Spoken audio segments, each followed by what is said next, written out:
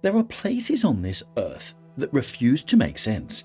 Sites so remote, so strange, or so far outside anything the history books prepared us for that even the scientists who study them professionally will tell you the same thing. They don't have an answer. And I think that honesty matters more than most people realize. It's tempting, when you come across something this old and this unexplained, to reach for the nearest comfortable theory and call it solved. But the honest position, the one that actually respects the evidence, is often far more unsettling. These places are not mysterious because we haven't looked hard enough. They are mysterious because we haven't looked very hard, and the looking has only deepened the problem. That's what makes them worth your time tonight. All around the world, beneath jungles, at the bottom of seas, buried under centuries of soil, and sitting silently in plain sight, there are ancient sites that continue to baffle historians and archaeologists alike. Structures too large to explain, objects with no origin, ruins in places they have no business being. For centuries, these discoveries have raised more questions than answers, and tonight, 5 of the strangest of them are going to get the attention they deserve. These aren't legends or folklore. They are real places, documented by real researchers, studied with the best tools modern science can offer, and still unexplained. And the deeper you look, the stranger they become. As always with our videos, the visuals you'll see are there to give added context, but they aren't necessary to enjoy the journey. So whether you're here to fall asleep, listening in the background while you work, or just settling in for a night of mysteries, get comfortable and let the outside world fade away for a while. Let's begin in the forested hills of central Bosnia, where a valley town sits beneath mountains that are far too symmetrical, and where the ground beneath them has started giving up answers nobody was prepared to hear. Mystery number 1. The Bosnian Pyramids. The hills that should not be hills.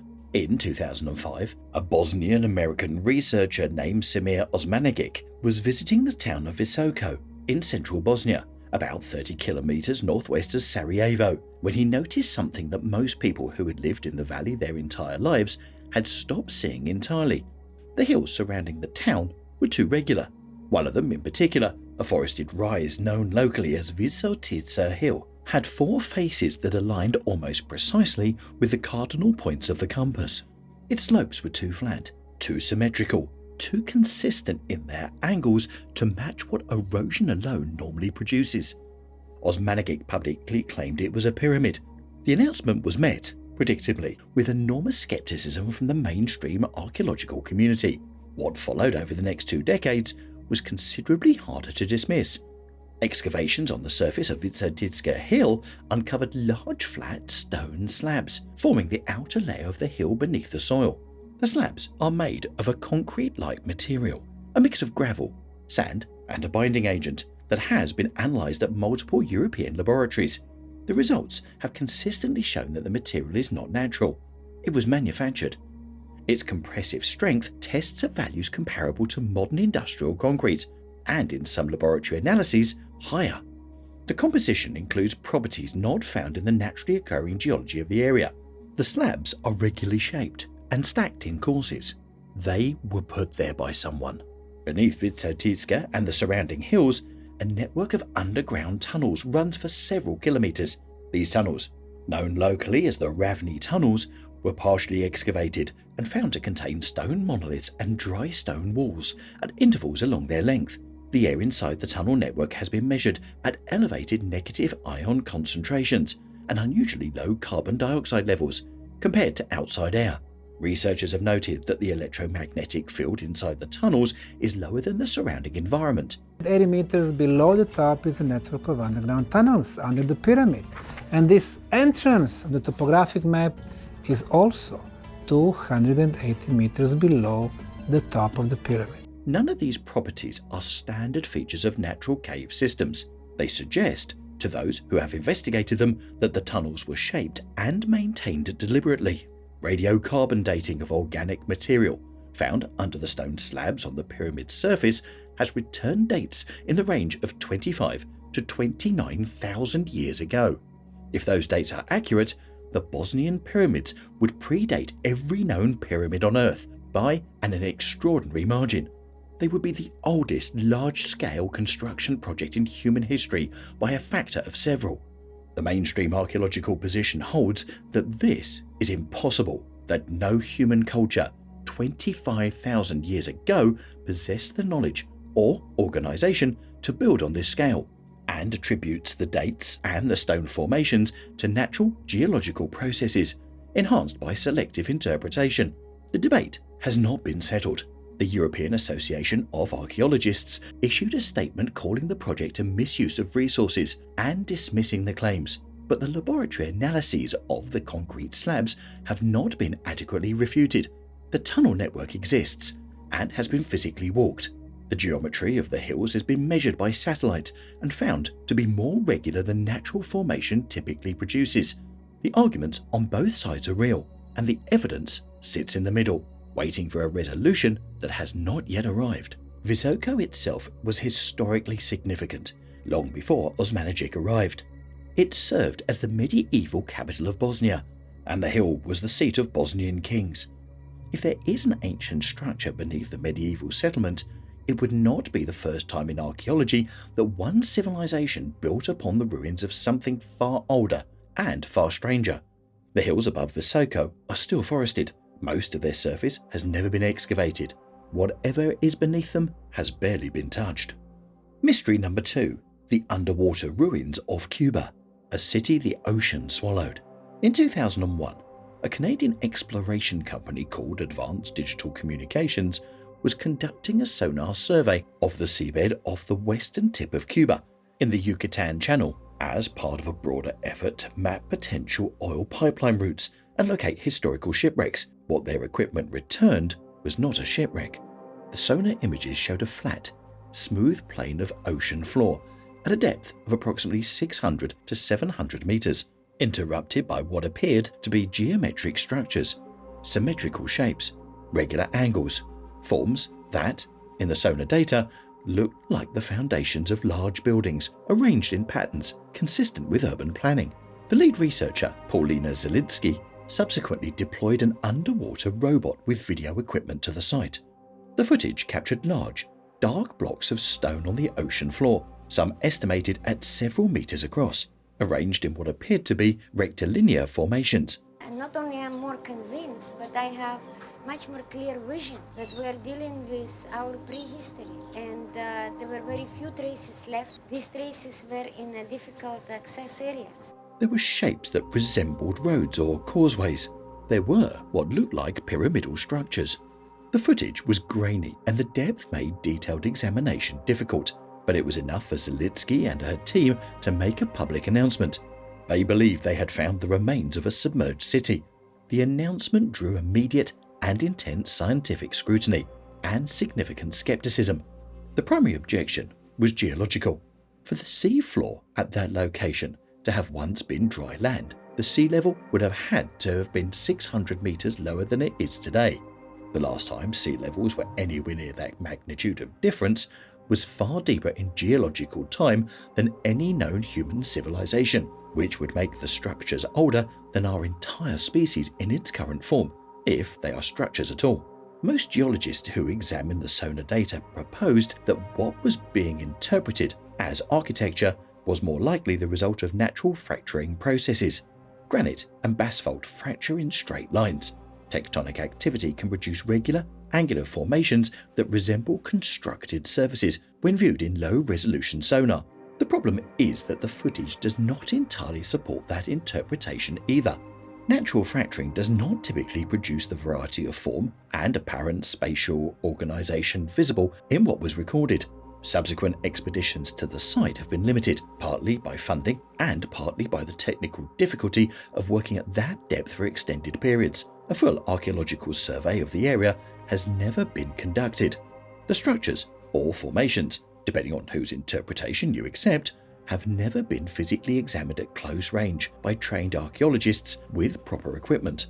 What complicates the picture further is the broader regional context. The Caribbean and the Gulf of Mexico sit above what was, during the last glacial maximum around 20,000 years ago, a significantly different landscape. Large areas of the continental shelf that are now submerged were then exposed land, connected to the mainland by terrain that supported human habitation. Underwater archaeology across this region has confirmed the presence of ancient human activity in areas that are now beneath the sea.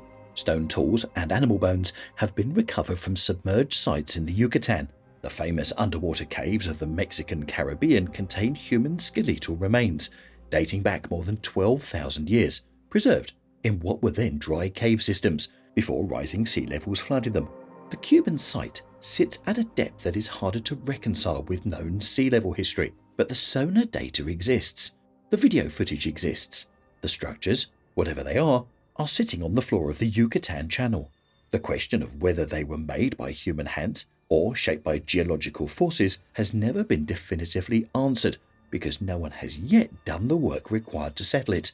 The ocean floor off the western coast of Cuba still holds whatever is down there, in the dark, waiting for someone to look more carefully. Mystery number 3. The Baltic Sea Anomaly, the object that stops engines. In June 2011, a Swedish treasure hunting team called Ocean X was searching the floor of the Baltic Sea between Sweden and Finland for shipwrecks and salvageable cargo when their sonar equipment produced an image that none of them had an explanation for. At a depth of approximately 90 meters, sitting on the seafloor was a large circular object. The sonar image showed something roughly 60 meters in diameter, with a domed profile, a flat underside, and what appeared to be a raised structure on top. Running away from it across the seabed was a long track in the sediment, as though the object had come to rest after sliding or being dragged across the bottom for a considerable distance. The track was approximately 300 meters long. When the team returned to the site with divers and underwater cameras, the footage added detail that deepened rather than resolved the mystery. The surface of the object appeared to be covered in a dark, sooty, granular material. And then this thing popping up on the screen. This huge thing. Its edges showed what looked like regular geometric features, right angles, flat surfaces, what some observers described as walls or ramps. On one side of the structure, divers found what appeared to be a staircase-like formation and a circular opening roughly 1 meter across. Attached to the main disc shape was a second, smaller formation connected by what looked like a corridor or passage. What entered the public conversation and refused to leave was one specific observation reported consistently by the Ocean X team across multiple dives. Whenever their equipment was positioned directly over or near the object, it stopped working. Satellite phones cut out. Underwater cameras failed. The team reported that electrical equipment malfunctioned reliably in proximity to the structure and then resumed normal function when moved away from it. This detail was widely reported and just as widely dismissed, but the team maintained it consistently across multiple visits to the site. Scientists and geologists who reviewed the sonar data offered a range of natural explanations. The Baltic Sea sits on some of the oldest exposed geological bedrock on Earth, and the area around the anomaly is geologically active in ways that produce unusual formations. The most widely cited explanation was that the object is a natural formation of glacially deposited rock, shaped by the movement of ice sheets during the last glacial period. Glacial erratics, boulders and rock masses transported and deposited by ice, can be very large and can produce unusual sonar profiles. The soot-like material on the surface could be a form of black mineral crust, common in anoxic deep-sea environments. The geometric features could be natural fractures in the rock. The problem with the glacial explanation is the track. Glacial deposits do not slide across the sea floor and leave a 300-meter trail behind them after the ice retreats. For the object to have moved in the way the track implies, something moved it. An underwater landslide or seismic event could theoretically have shifted a large rock mass across the bottom, and some geologists have argued that the track may be unrelated to the object, an older feature of the seafloor that happens to align with it in the sonar image, but that alignment has not been confirmed as coincidental by any study. The Ocean X team's access to the site was limited by funding, weather, and the practical difficulties of working at 90 meters depth in the Baltic, where visibility is low and conditions are harsh. A comprehensive scientific investigation, the kind that would involve geologists, archaeologists, and oceanographers working with proper research equipment, has never been conducted at the site. The sonar image that started the debate has been analysed, argued over, and referenced thousands of times. The object itself, whatever it is, has been visited by a handful of divers with underwater cameras and has otherwise been left entirely alone. It is sitting there now, in the dark, 60 meters across, at the bottom of the Baltic Sea. It was there before the Ocean X team found it. It was there before any of the theories about what it might be were formed. The Baltic does not give up its secrets easily, and whatever is on the floor of that sea between Sweden and Finland has so far declined to offer an explanation for itself. Mystery number 4. The Plain of Jars. Stone vessels with no explanation. On a high plateau in the Sacsayhuamán province of northern Laos, scattered across the grasslands and jungle clearings of a landscape that feels genuinely remote even today, there are jars, thousands of them, cut from solid stone, sandstone, granite, limestone, and a locally quarried crystalline rock. They sit in clusters across more than 90 individual sites, covering an area of roughly 90 kilometers. The smallest are about a meter tall. The largest stand nearly 3 meters high and weigh an estimated 14 tons. Their walls are thick, their openings wide. Their base is either flat or rounded. Most have no lids. Those stone discs found near some of the sites may once have served that purpose. They have been sitting in this jungle plateau for approximately 2,500 years. Nobody knows what they were for. This is not an understatement or a simplification. The Plain of Jars is one of the most archaeologically puzzling sites in Southeast Asia, and the honest answer to the question of their purpose is that no consensus exists. The leading theory developed from limited excavation of the surrounding soil is that the jars were used in funerary practices, that bodies or cremated remains were placed inside them as part of a burial ritual conducted by an Iron Age culture that inhabited the region around 500 BC. Human bones and teeth have been found near and beneath some of the jars, along with fragments of ceramic and glass beads. One jar site contained a cave that appeared to have been used as a cremation chamber, with a natural opening in the rock above it that would have served as a chimney for smoke. But the funerary theory raises as many questions as it answers. The jars are enormous. Some of them are large enough to hold a standing adult, with room to spare. If they were used for primary burial of intact bodies, the culture that made them was processing the dead on a monumental scale, which would require a population and a social organization that no other evidence from the region at that time clearly supports. If they were for secondary burial of bones after decomposition elsewhere, the size of the vessels becomes harder to justify. And if they were simply containers, placed in association with burial sites rather than used as burial chambers directly, then what were they originally built to contain? And where did their contents go? The craftsmanship required to produce the larger jars is significant. Cutting a 14-ton vessel from a single block of stone, hollow, with walls of consistent thickness, using only the iron and bronze tools available to the culture of the time, represents a substantial technical and physical undertaking. The rock for many of the jars was quarried several kilometers from where the jars now sit, which means they were transported across mountainous jungle terrain and placed in specific locations that appear to have been chosen deliberately. The clusters are not random. The positioning of individual jars within clusters follows patterns that suggest intentional arrangement. Given that the Plain of Jars consists of many separate areas where the jars sit, officials fear once the World Heritage Site's preservation measures are imposed, the preservation rules could be disharmonized to the development plan of the province. Research into the Plain of Jars was severely interrupted by history. During the Vietnam War, the Sacsayhuamán Plateau became one of the most heavily bombed regions on Earth, and unexploded ordnance still contaminates the ground around many jar sites, making excavation dangerous or impossible. Entire sections of the plain have never been investigated by archaeologists for this reason. The culture responsible for the jars left no writing, no obvious successor civilization, and no tradition that survived into the historical period with enough clarity to explain what the jars meant. The plateau is quiet now. The jars sit in the grass as they have for 2,500 years, open to the sky, offering no explanation for why they were made, what they held, or where the people who cut them from the mountains eventually went. Mystery number 5. The Long U Caves, carved in silence, known to no one.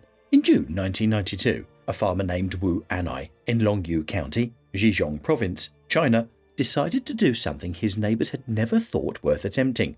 The village sat among a series of shallow ponds that locals had always assumed were simply deep. Wu Anai wanted to find out how deep. He rented a pump, pointed it at one of the ponds, and waited. After 17 days of continuous pumping, the water dropped far enough to reveal that the pond was not a pond at all. Beneath the surface, carved into the solid silt-stoned bedrock, was a vast artificial cavern. Its walls, ceiling, and floor were covered in parallel chisel marks, arranged in precise diagonal patterns from one end to the other. When more of the village ponds were investigated, more caverns appeared.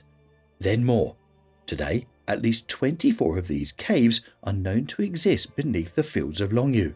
The largest is over 2,000 square meters in area and stands 11 meters tall.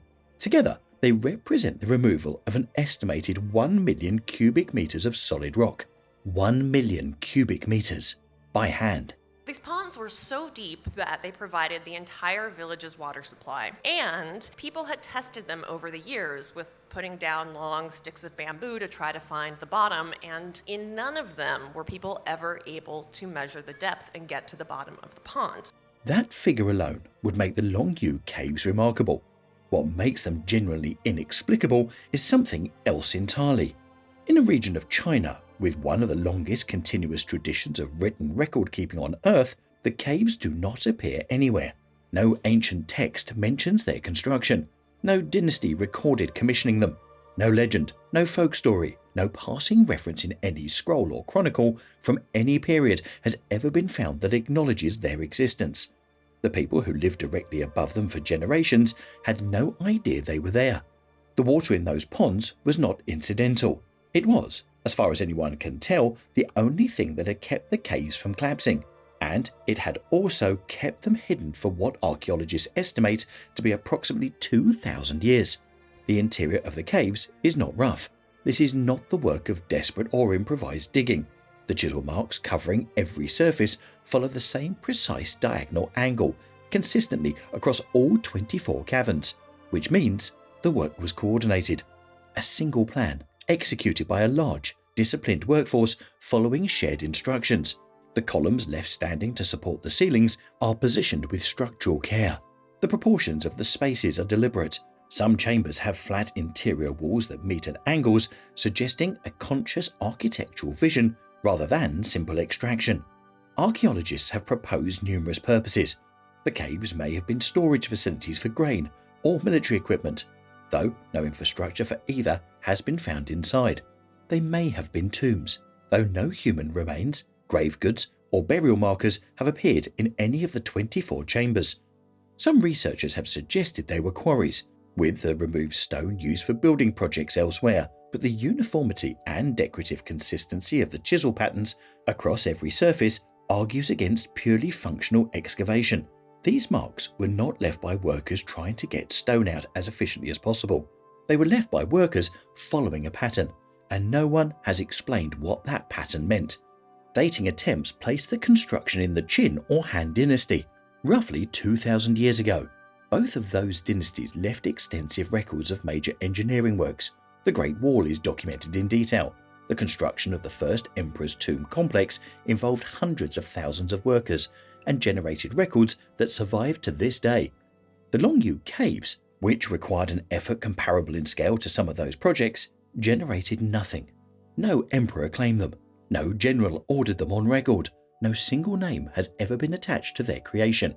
They were built, filled with water, and forgotten so completely that the civilization responsible left not one word of explanation behind. The stone and the silence are all that remain. And the silence, after 2,000 years, shows no sign of breaking. 5 mysteries. 5 places that resist the explanations we have tried to give them. The Bosnian pyramids, too regular to be natural, too old to fit comfortably into the timeline of human construction. The underwater ruins off Cuba, sitting 600 meters below the surface of the sea in a place that geography says should be impossible. The Baltic Sea Anomaly, a 60-meter object on the ocean floor that stops electronic equipment and has never been adequately explained. The Plain of Jars, cut from solid rock with a precision and scale that far exceeded any purpose we have so far been able to identify, and the Long U caves, carved by a workforce large enough to move a mountain of stone, and then erased so completely that not even legend remembered them. What all 5 share is the same quality. They are not mysterious because no one has looked. They are mysterious because people have looked carefully, and what they found made the mystery larger, not smaller. That is a particular kind of strangeness, the kind that does not resolve with more information but deepens with it. And I think that kind of strangeness deserves to be taken seriously, not explained away. The ancient world is full of things we built and then forgot, full of knowledge that was accumulated and then lost, full of questions that were asked by people who left no record of asking them. The 5 places in this video are reminders that the past is not a settled country. It is still being discovered, and some of what is being found there does not fit anywhere we have prepared for it. If there are mysteries you'd like to see covered in a part 2, let me know in the comments. And if you enjoyed this video, click on the video on screen now to listen to another one of our Ancient Mystery series. Thanks for watching, and as always, until next time, stay curious.